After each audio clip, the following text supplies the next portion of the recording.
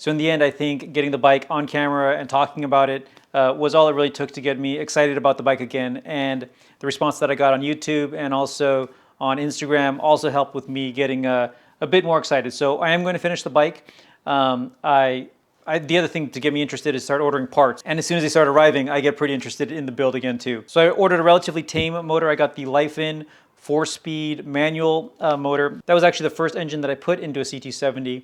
Although that was silver, I got a black one. I think the pearl white and black with a little bit of chrome accents is a good look on this bike. I also need to figure out how the air filter works because unlike the CT70 that comes up here and you need to offset the carburetor so that it doesn't hit the top of the frame, this one has the opposite problem where it's going to be coming up here and I need to have enough space to clear it. So I think I'll need some type of extension to get the carb and air filter out, but that'll be a fun part of this project to figure out. I also ordered fenders, and it's crazy how quickly WeBike both ships and gets things here. So I ordered this, honestly, I think I ordered this yesterday, day before yesterday, but at night. So literally 35 hours later, this is at my door. So let me get these open real quick.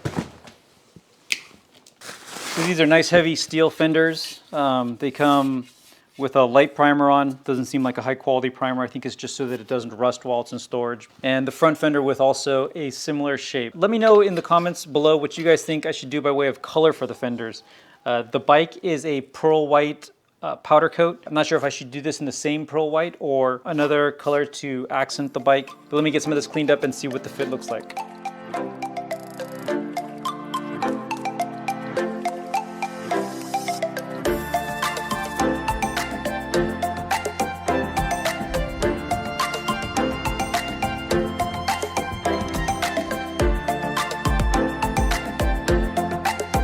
All right, so back here on the rear fender, I did look up on the CMS NL website, and it turns out this frame is slightly different in how it mounts the rear fender. The 90s version had some very 90s futuristic looking, it looks like it's probably a piece of plastic that I think connects to these rear shocks.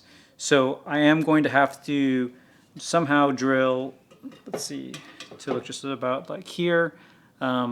Since the frame is effectively the same though, I think there's space on both sides at the lower mounting points and the upper mounting points, so I'm just going to drill those holes and should be good, but the clearance on both the front and the rear are pretty minimal, so definitely digging the look. And I just installed a Nibby throttle tube.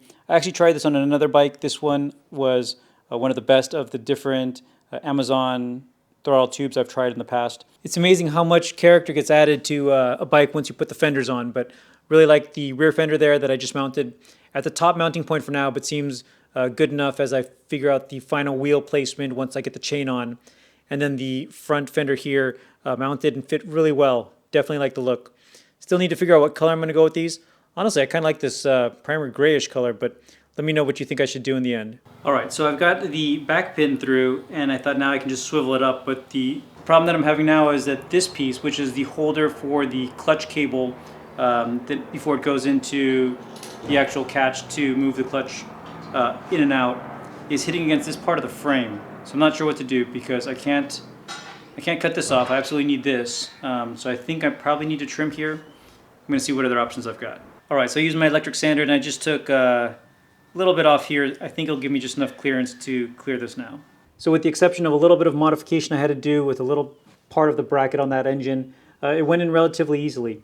On the CT70 bikes, after the engine mount here, it's all completely open, so you don't have to worry about how things fit forward of the front mounting point.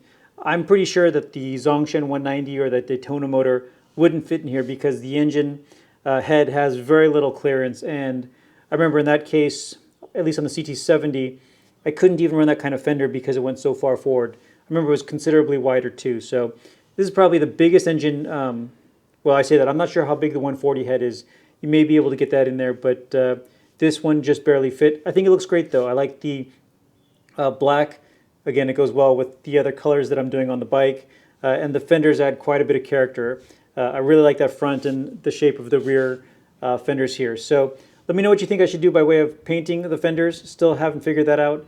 Next steps is to figure out how I get the air manifold, carburetor, and all of that installed. I'm going to have to get some kind of riser and something to rotate it so that it can come straight back and fill this portion of the space in the bike. So anyway, definitely a little more interested in this bike now that I got it going again. Appreciate all the feedback, particularly on Instagram. I got a whole bunch of direct messages and thoughts on this particular build. So that got me going and glad to be working on it again. So thank you everybody for watching. If you haven't yet, please like this video if it was interesting, subscribe to the channel, stay tuned for more videos, and keep on building.